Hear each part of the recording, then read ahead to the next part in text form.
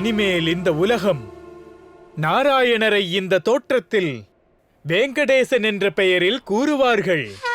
ஸ்ரீ வெங்கடேஸ்வர பகவான் வாழ்க!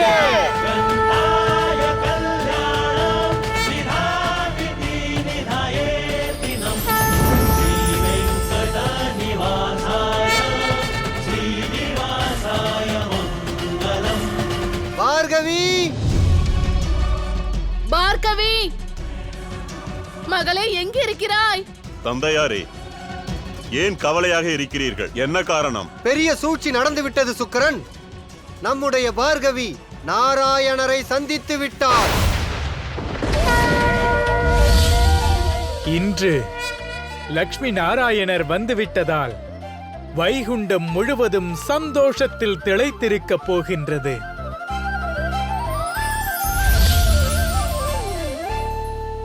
இன்னும் காத்திருக்க வேண்டும் தேவரிஷி. ஏன் தேவி? காரணம், நான் நாராயணரின் லக்ஷ்மி அல்ல, பிருகு ரிஷியின் மகளாகத்தான் இருக்கிறேன். எனக்கு எதுவும் புரியவில்லை சுக்கிரன். பார்கவி சத்தியத்தை அறிந்து கொள்ள போயிருக்கிறாளா அல்லது அவள் நம்மை பிரிய போகிறாளா? அந்த சூழ்ச்சிதாரர் ஏதாவது செய்திருப்பார். நாம் உடனே பார்கவியை தேடி கண்டுபிடிக்க வேண்டும். அவள் மனம் மாறிவிடக் கூடாது. நாராயணனுக்கு எதிராக அவள் மனதில் இருக்கும் பழிவாங்கும் எண்ணம் அது நிலைத்திருக்க வேண்டும். ஆம் நாராயணரே, எனக்கு என்னுடைய இல்லம், என் உலகம், என் தாய் தந்தையரின் அன்பை பெற வேண்டும். ஆனால் தாயே, பிருகு ரிஷியோ உங்களை... நான் நன்கு அறிவேன். அவர் என்னை நாராயணரிடம் அனுப்பி வைக்க மாட்டார். நான் அவரது இல்லத்தில் அவர் மகளாகவே பிறந்திருக்கிறேன். ஆகையால் அந்த இல்லத்தில் இருந்துதான் வெளியே வருவேன். அப்போதுதான் நாராயணருடன் வைகுண்டத்திற்கு செல்ல முடியும்.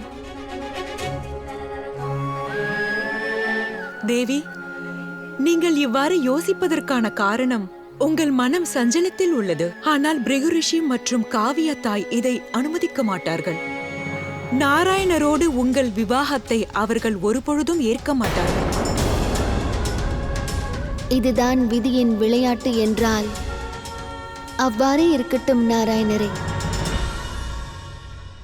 ஆனால் அவர்களது ஆசிர்வாதம் பெறாமல் லக்ஷ்மி நாராயணருக்கு சொந்தமாக மாட்டாள், வைகுண்டத்திற்கும் திரும்ப மாட்டாள்.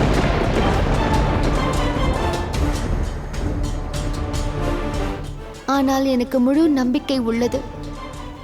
எப்பொழுதும் போலவே இந்த முறையும் நாராயணர் தன்னுடைய லக்ஷ்மியை தன் கர்மாவால் அடைந்து விடுவார்.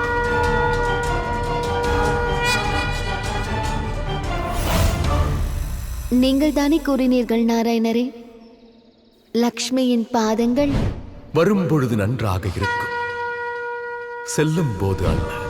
அப்படியெனில் சரி, நான் செல்கிறேன். தங்களுக்காக நான் காத்திருப்பேன்.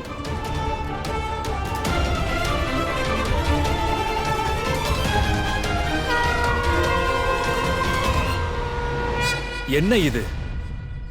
பார்கவிதான் லக்ஷ்மியா?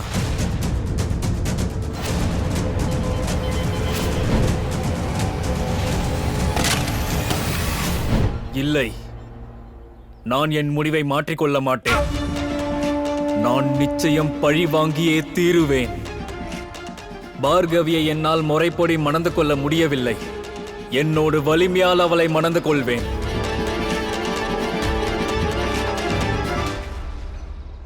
செல்லுங்கள் தேவி. லட்சியம் அன்பாக இருந்தால் அதை அடையக்கூடிய மார்க்கம் அன்னை தந்தையின் அவமானம். அவர்களது நம்பிக்கையை பெறாமல் இருந்தால் அந்த லட்சியத்திற்கு அர்த்தமே இருக்காது, அந்த அன்பும் முழுமை பெறாது.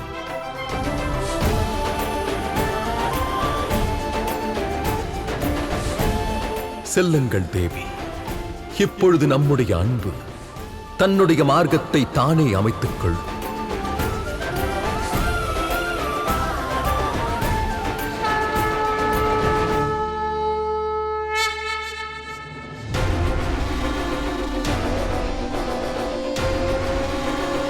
கோலாசுரா, வெளியே வா.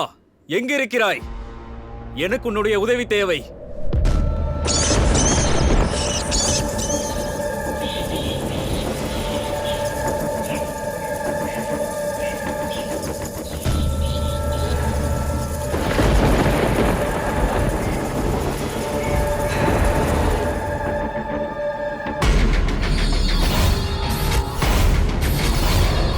விட்டேன்.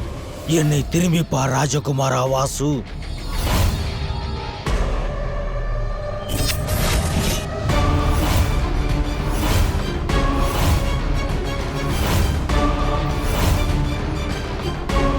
இப்போது வந்திருக்கிறாய் என்றால் ஏதாவது காரியமாகத்தான் இருக்கும். சொல்லலாம். என்ன வேண்டும் ராஜகுமாரா? பார்கவி. பார்கவியா?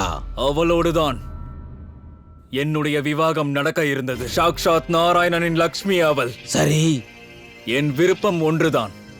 அவள் லக்ஷ்மியாக நாராயணனிடம் செல்லக்கூடாது. பிருகு ரிஷியின் மகளாகவும் பார்கவி இருக்கக்கூடாது. அவள் வாசுவிற்கு சொந்தமாக வேண்டும். இந்த வேலையை உன்னால் முடிக்க முடியும் கோலாசுரா. பிரம்மதேவரின் வரத்தை நீ பெற்றிருக்கிறாயே. செல், எனது நன்றி கடனை தீர்த்து வை. அவளை என்னிடம் அழைத்து வந்துவிடு.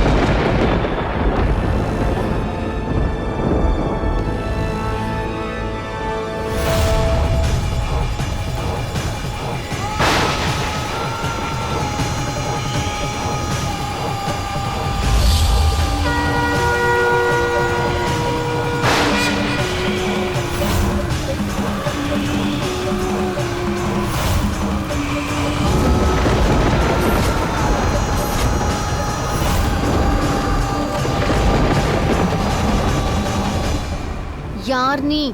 அன்பின் பல்லக்கு. உங்களை உங்கள் அன்பானவனிடம் அழைத்துச் செல்ல போகிறேன்.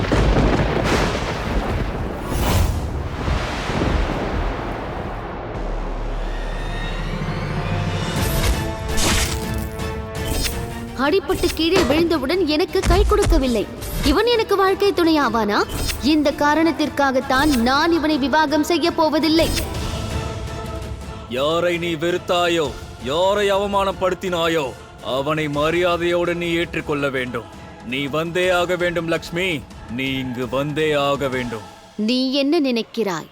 நான் உன் வார்த்தைக்கு கட்டுப்படுவேன் என்றா? உங்களது வருங்கால கணவனின் கட்டளை இது. நான் இந்த ஒரு கணமே எந்த ஒரு கட்டுப்பாடும் இல்லாமல் பார்கவியை அழைத்து செல்ல போகிறேன். யாரையும் விட போவதில்லை. அனைவரையும் தண்டிப்பேன். இவ்வளவு கீழ்த்தரமாக நடந்து கொள்கிறானா ராஜகுமாரன் வாசு? உனது கர்மாவை சரியாக செய். கர்மாவை தான் செய்து கொண்டிருக்கிறேன். நான் இவ்வளவு சக்திசாலியாக இல்லாத போது ராஜகுமாரன் வாசுதான் எனக்கு உதவியாக இருந்தார். அதற்கான நன்றி கடனை தான் நான் செலுத்துகிறேன். உடனடியாக என்னுடன் வந்து விட்டால் நல்லது. இல்லை என்றால் யுத்தம் செய்ய வேண்டும். யாரை அழைக்கிறாய் என்று தெரிகிறதா? உலகத்தின் அதிபதி தேவி லக்ஷ்மியை அழைக்கிறேன். எனக்கு எல்லாம் தெரியும். நீங்கள் தான் லக்ஷ்மி. உங்களை அழைத்துச் செல்வது சுலபமல்ல. உங்கள் ஆயுதத்தை நீங்களே தேர்ந்தெடுத்துக் கொள்ளுங்கள்.